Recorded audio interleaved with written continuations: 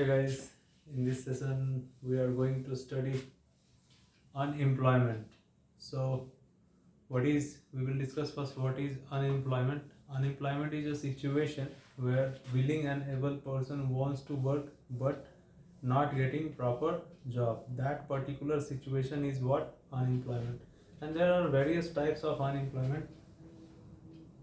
First is structural, frictional, cyclic, disguised, educated, open, under unemployment, voluntary, and natural unemployment. So, starting from structural unemployment. Structural unemployment is basically what? Unemployment occurs in an economy. Unemployment occurs due to technology upgradation. कहने का अर्थ ये हुआ आप ऐसे समझे, बेरोजगारी, unemployment का मतलब बेरोजगारी. अनएम्प्लॉयमेंट इज अ सिचुएशन, है ना, एक स्थिति है जिसमें कुशल व्यक्ति कार्य तो करना चाहता है लेकिन कार्य उपलब्ध नहीं, है ना. उस सिचुएशन को क्या बोले? अनएम्प्लॉयमेंट. अनएम्प्लॉयमेंट के बहुत सारे प्रकार है. पहला प्रकार क्या है? Structural unemployment. Structural unemployment occurs due to technology upgradation. कहने का मतलब ये हुआ कि आप कहीं पर वर्क करते थे, सपोज करो किसी ऐसे फर्म में जहाँ पर इंफॉर्मेशन टेक्नोलॉजी का अच्छा खासा इस्तेमाल होता है ना. वहाँ पर आप काम क्या करते थे? जॉब क्या करते थे. लेकिन टेक्नोलॉजी अपग्रेड हो गया and as per the demand of recruiter you are not eligible for that particular work. I simply mean to say आपके पास जो टेक्नोलॉजी होना चाहिए उस जॉब को लेकर के वो टेक्नोलॉजी आपके पास नहीं है ना. तो जब भी टेक्नोलॉजी अपग्रेडेशन होता है और उसके वजह से बेरोजगारी फैलती है तो उसको क्या बोल रहे हैं? स्ट्रक्चरल अनएम्प्लॉयमेंट, है ना. दूसरा एग्जांपल ये भी है कि उन्नत तकनीक का इस्तेमाल हुआ और उस तकनीक के इस्तेमाल के वजह से कुछ लोग बेरोजगार हो गए. ये इसलिए कि उनको उस तकनीक के इस्तेमाल का पता नहीं था कि उस टेक्नोलॉजी का इस्तेमाल कैसे करना है ना. ये एक तो आईटी फर्म वाला एग्जांपल बताया मैंने आपको, ये बहुत सारे इंडस्ट्रीज में भी ऐसा होता है. So structural unemployment is that. Frictional unemployment is basically what, कि मान लीजिए हम लोग अभी जितना भी अनएम्प्लॉयमेंट है उसको बेसिकली एग्जांपल के माध्यम से समझेंगे ना, है ना, ताकि ये बात घर कर जाए हमारे दिमाग में. सो frictional unemployment is basically what, कि यहाँ पर आप इसको ऐसे समझें कि कोई एक व्यक्ति कार्य कर रहा है लेकिन अपने का वर्किंग कल्चर और जो कार्य वो कर रहा है उससे असंतुष्ट है और उसी समय क्या चाहता है, वो चाहता है कि in the meantime he wants to switch his job. और जॉब स्विच करने के क्रम में वो क्या करता है कि जब भी दूसरे जॉब के तलाश में वो पहले वाले जॉब को छोड़ता है. इसको सिंपल भाषा में ऐसे कहते हैं कि जब भी कोई व्यक्ति किसी दूसरे कार्य को करने के लिए, है ना, वो कहीं एम्प्लॉयड है लेकिन संतुष्ट नहीं, कहने का मतलब जॉब सेटिस्फेक्शन नहीं है उसको, कोई दूसरा जॉब करना चाहता है उस जॉब को छोड़कर. तो ये हुआ कि कहीं जॉब कर रहे थे, जॉब को छोड़ा, फिर तैयारी किया और तैयारी करने के बाद फिर दूसरे जॉब में आ गए. तो मुद्दा ये है कि वो जो टाइम पीरियड है एक जॉब छोड़कर दूसरे जॉब को करने तक का, है ना, उस पर्टिकुलर टाइम पीरियड में वो तो बेरोजगार है. उसी टाइम पीरियड के बेरोजगारी को क्या कह रहा है? Frictional unemployment. समझ गया? Cyclic unemployment is basically what, due to economic cycle, है ना. Cyclic unemployment is basically what, due to economic cycle. Economic cycle में कभी रिसेशन है, कभी बूम वाला कंडीशन है. तो जब भी इकोनॉमी में रिसेशन वाला कंडीशन है, मंदी वाली स्थिति होती है ना, और उसके वजह से ड्यू टू इकोनॉमिक रिसेशन जिसके वजह से अनएम्प्लॉयमेंट बढ़ता है ना, कि कॉस्ट कटिंग हुआ और कंपनी ने अपने कुछ एम्प्लॉयज़ को निकाल दी, है ना.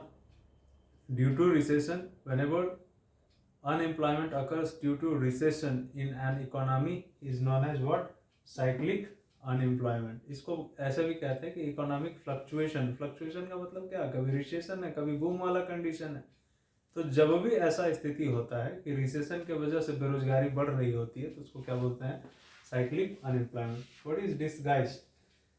डिसगाइज का मतलब होता है प्रशनन. बेसिकली ये एग्रीकल्चरल फील्ड से जुड़ा हुआ है. आप इस बात को ऐसे समझें कि प्रचलन बेरोजगारी मतलब उस कार्य को, उस वर्क को जितने व्यक्तियों के द्वारा किया जाना है उससे अधिक व्यक्ति कर रहे हैं, है ना. मान लीजिए एग्रीकल्चरल फील्ड का एग्जांपल अगर लें तो एग्रीकल्चरल एक्टिविटी को परफॉर्म करने के लिए जितने व्यक्तियों की आवश्यकता है उससे अधिक व्यक्ति एग्रीकल्चरल फील्ड पर क्या है?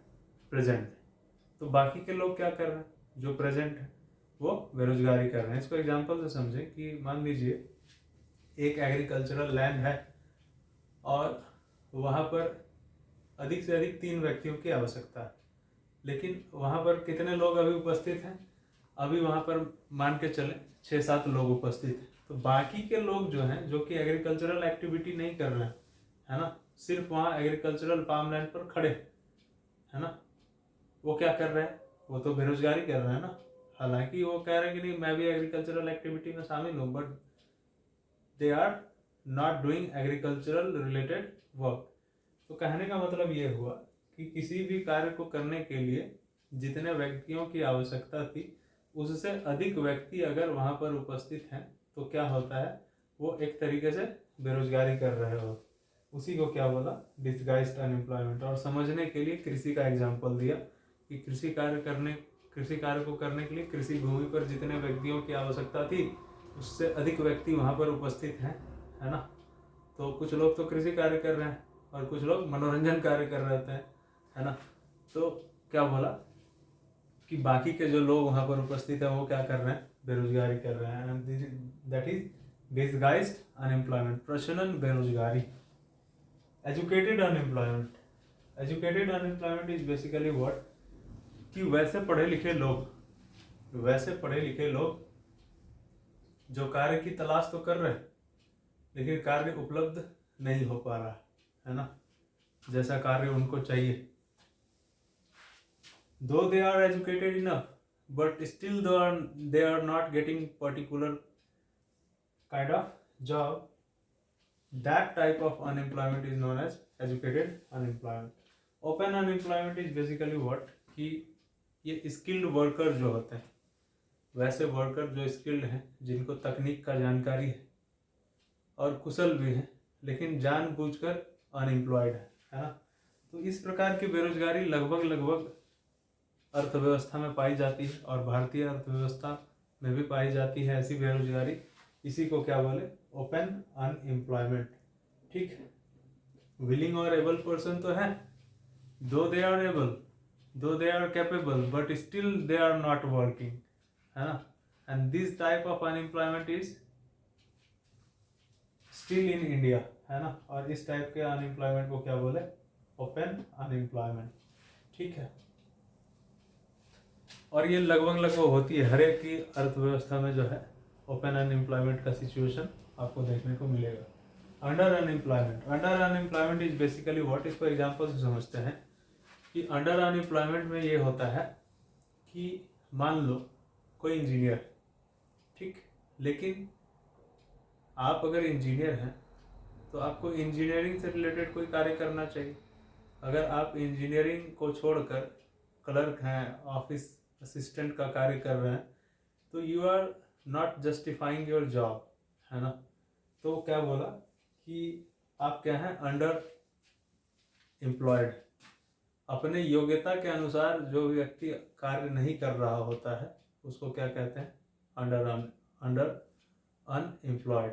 ठीक. मान लीजिए कोई इंजीनियर है तो कोई इंजीनियरिंग रिलेटेड वर्क करना चाहिए उसको. अगर वो ऑफिस रिलेटेड वर्क करता है, ऑफिस असिस्टेंट का या क्लर्क का, तो क्या कहेंगे?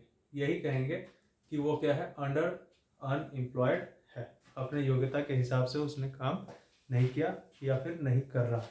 So that is under unemployment. Voluntary unemployment. Voluntary unemployment मतलब ये इसको ऐसे समझे कि जानबूझकर बेरोजगार है। कहने का मतलब आर्थिक स्थिति इतनी अच्छी है कि रोजगार करने का जरूरत नहीं, कार्य करने का जरूरत नहीं, तो जानबूझकर जब कोई आर्थिक रूप से संपन्न व्यक्ति बेरोजगार रहता है तो उसको क्या कहते हैं? Voluntary unemployment. जानबूझकर रहने, बेरोजगार रहने की स्थिति, that is voluntary.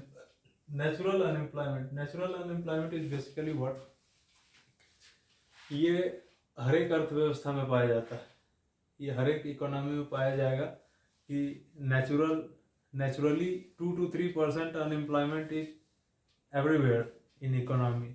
So basically it's a type of unemployment like structural, frictional, cyclic. मैं आशा करता हूँ कि आपको ये सारी बातें एग्जाम्पल के माध्यम से समझ आ गई होगी कि अनएम्प्लॉयमेंट क्या होता है और इसके टाइप्स की विशेषता क्या होती है। So guys, this is all about today's session. Thank you.